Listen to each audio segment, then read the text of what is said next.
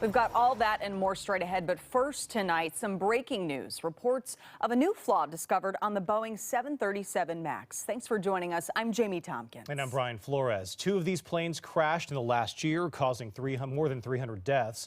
And that led to the decision to ground the jets until they could figure out what went wrong. Just last week, Boeing said it fixed the software that caused the planes to nosedive. But today, the FAA confirmed there's a new problem with the planes. Simone Del Rosario joining us now.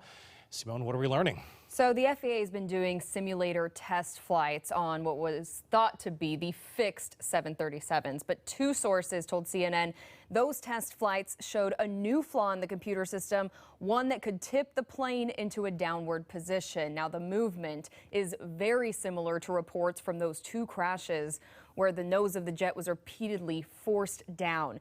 CNN reports that pilots testing these planes for the FAA had a hard time regaining control of the plane quickly enough. The FAA confirmed these reports in a statement, saying the FAA's process is designed to discover and highlight potential risks. The FAA recently found a potential risk that Boeing must now mitigate.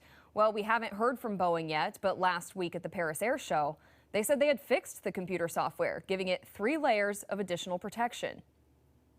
We have taken the time to do this right. We are confident this will help ensure accidents like this never happen again. Our test pilots have flown more than 280 flights with the updated software.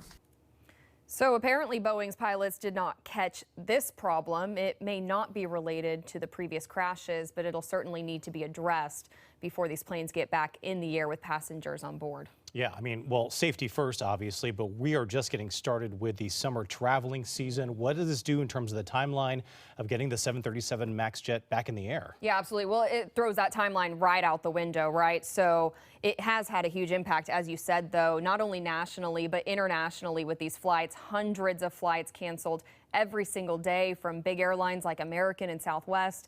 The FAA saying they're following a thorough process, not a prescribed timeline. They said the FAA will lift the aircraft's prohibition order when we deem it is safe to do so. Now, a few airlines were targeting a September return date.